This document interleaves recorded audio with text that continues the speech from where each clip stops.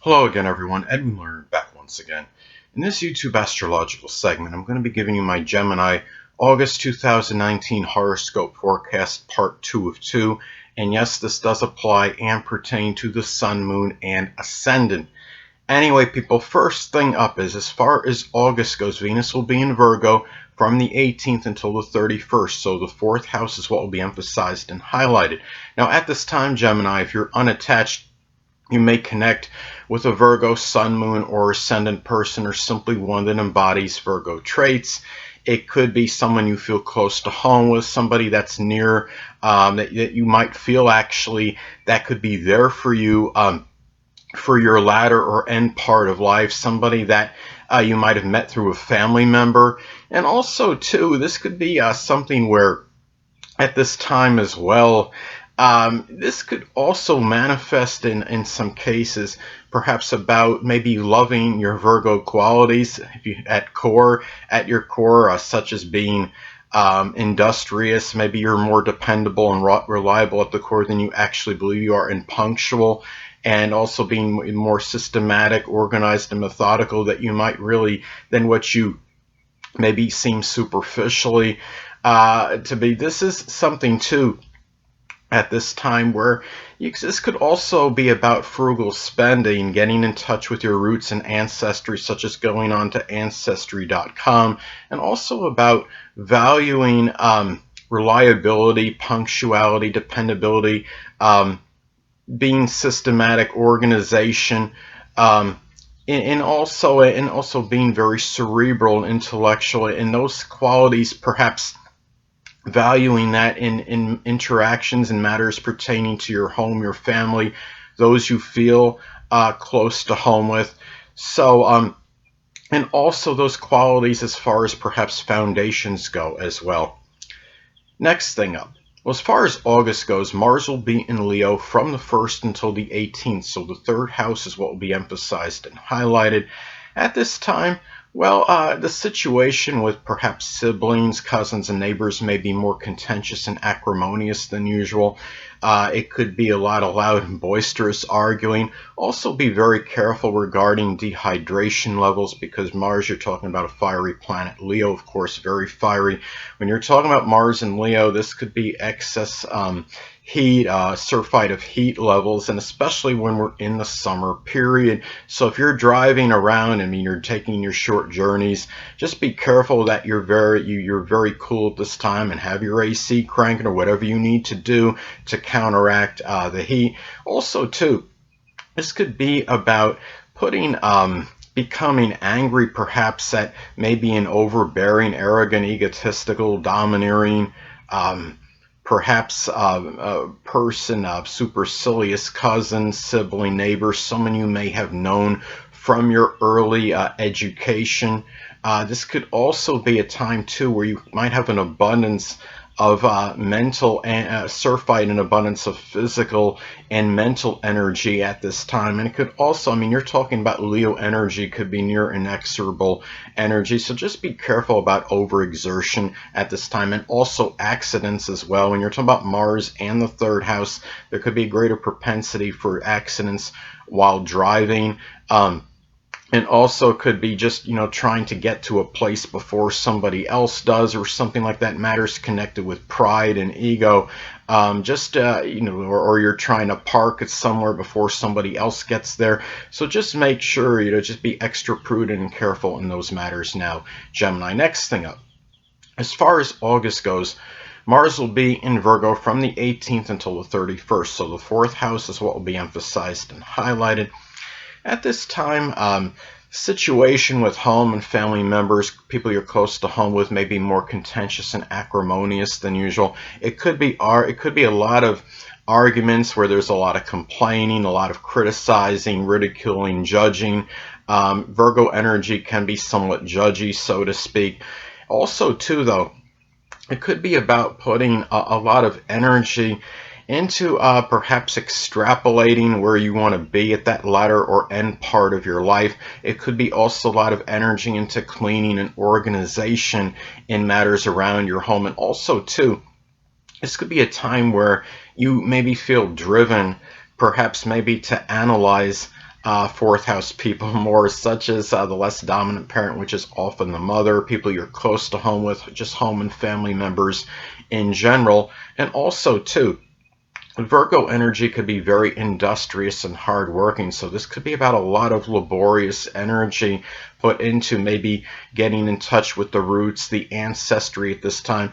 Now, this sounds like it's a little contradictory, but I talked about before with Venus and Virgo in the fourth house being emphasized and highlighted, loving some of your Virgo qualities at the core, but you might actually be hating on some of them in this case and a little bit angry connected with them, such as the negative qualities at the Virgo qualities at the core, such as being overly pedantic or persnickety, fastidious, exacting, being maybe you're actually more detail oriented and maybe too exacting with details more so than what your Gemini shows more superficially or what have you, especially if it's actually Gemini rising and we're talking about your actual natal chart.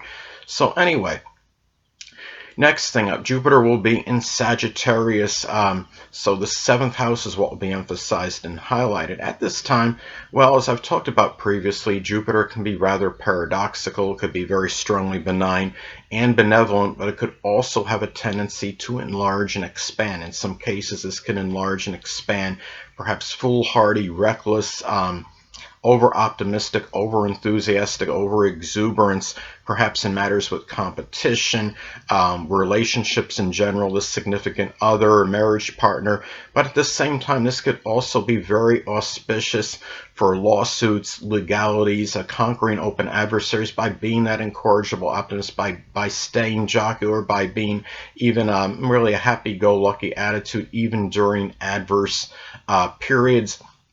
Could also be a time too where this could also be very auspicious perhaps for marriage if you're not married yet. Gemini don't like to be pinned down, so even when you're having this transiting energy, it still could be difficult for Gemini because Gemini is kind of that free bird and they don't, they often like to have that variety and disdain monotony, of course.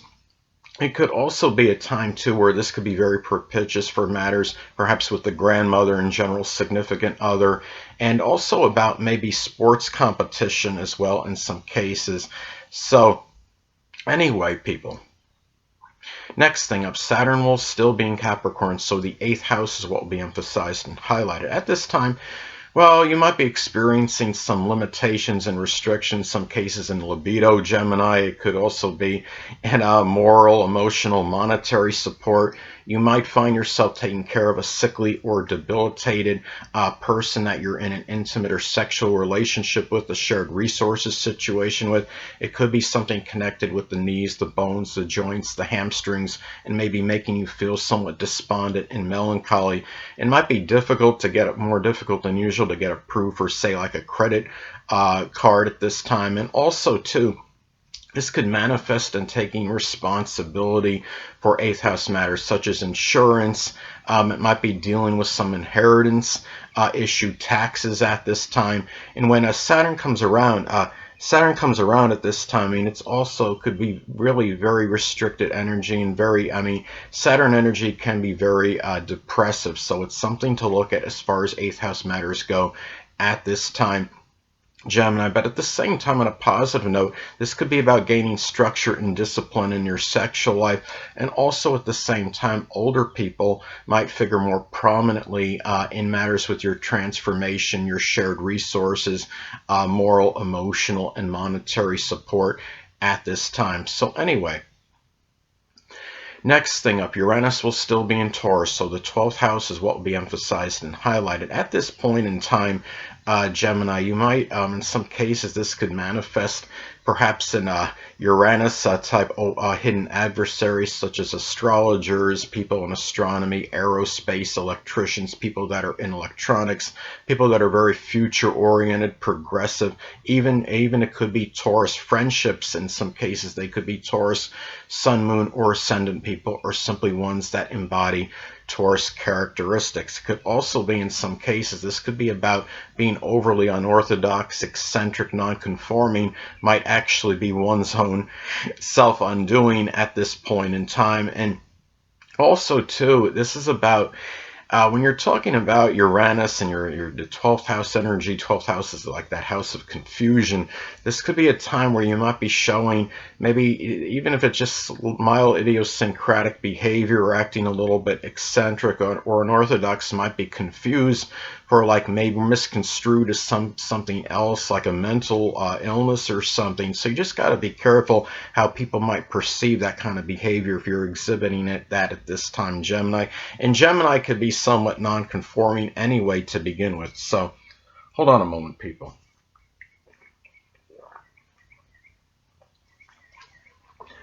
Sorry about that, I'm back.